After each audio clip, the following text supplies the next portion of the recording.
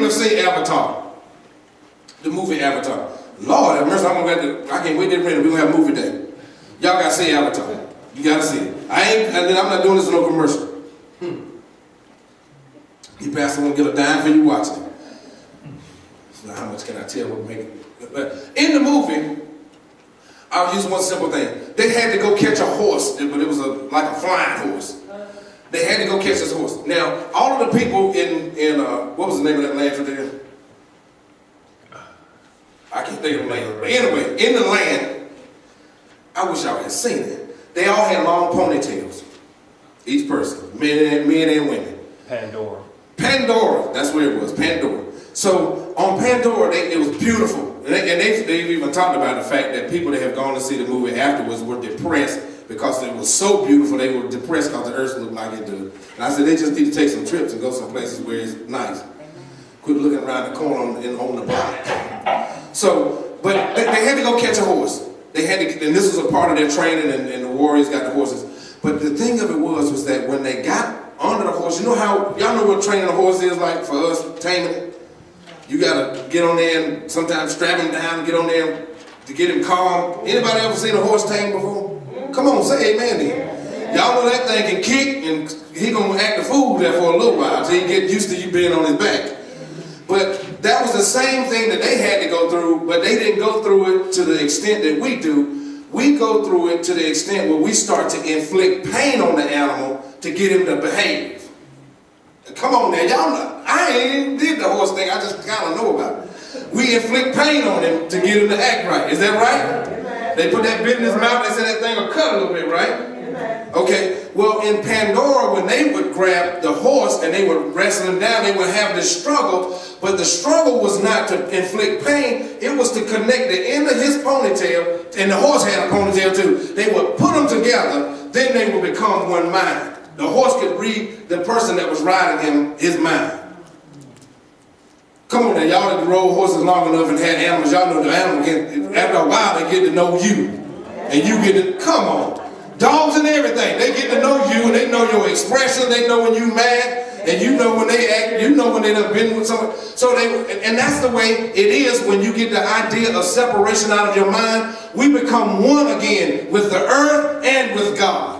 And that union, then resources, plants and stuff, you can talk to you know, they have science say you can talk to plants, and the plants will grow better. We'll be able to speak to stuff in our yard. You become one with God, and God is in everything. Then you don't have to worry about money. Just call it. Open your pocket. Come here.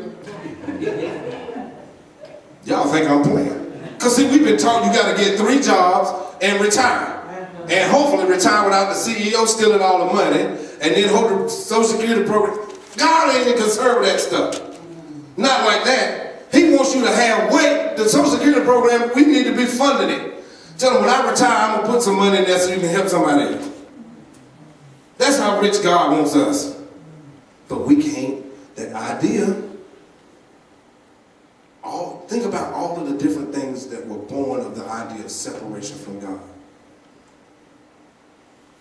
He don't want us to have money. We got to accept sickness.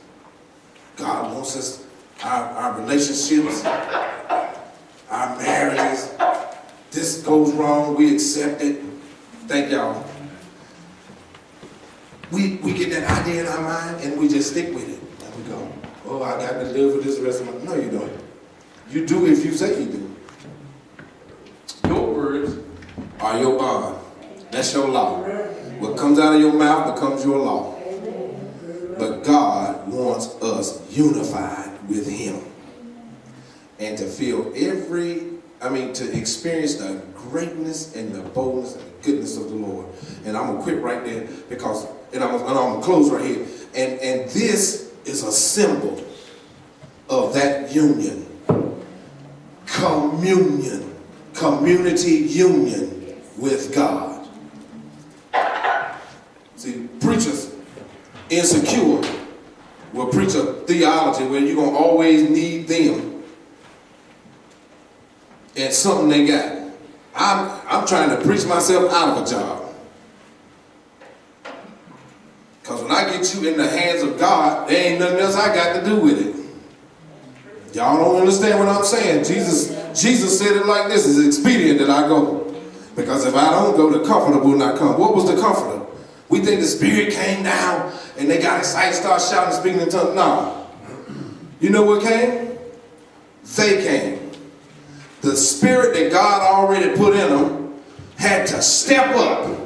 Because now they didn't have Jesus' coattails to hang on to. They didn't have Jesus to go around feeding them and showing them this. Jesus put the teaching in them. God nurtured it and developed it, and it came up out of them when they had to perform for themselves. See, oh God, we gotta get it. Black folks, listen here.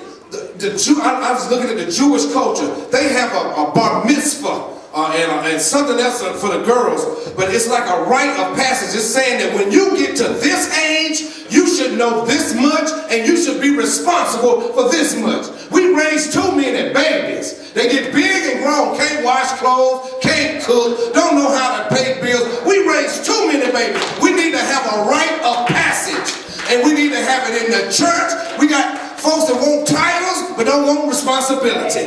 Want to be in the limelight but don't want to do nothing. There's a bunch of talking. I'm saved. So what? Saved for what? To do what? We need to grow and develop our people, and we got to expect something from them, and we got to perform. Amen. I don't know where that came from. That was cooked up. Woo. We got to perform, and we got to expect our young people to get to a certain area by a certain age, and then guess what? As we grow more and more, the age should get less and less. When I was in school, they was teaching algebra in the 9th grade, but God had blessed me and a sister to be so good at math that they started teaching it to us apart from everybody else in the 8th grade. Well, now they're getting algebra in the 6th grade, I believe. Are they doing algebra in the 6th grade? What grade you in, Asia? You in the 8th? When y'all start doing algebra? 8th grade? Well, now it's solidified in the 8th grade, but I have heard, but now my godson went to private school, he got it in the 6th grade. They're doing it in the 1st grade. Doing further algebra? So we get exposed to more. They may not be as responsible as a 9th grader is going to be for it, but they still get exposed to it. So you show your children how to cook. You show them how to clean. Those are simple things. That's just like you showing them how to use the bathroom. Show them how to make their bed and expect it to be made every day. I don't care how late I am for work. That bed is going to be made up. Either made up or stripped down, one or the other. You're not going to leave it like you laid in it. That's something I put on me. My dad and mom expected it kind of, but they wouldn't, if they went in there, they would just make it up and keep going. But you got to expect things from yourself. Amen. Come and help me move the table, y'all.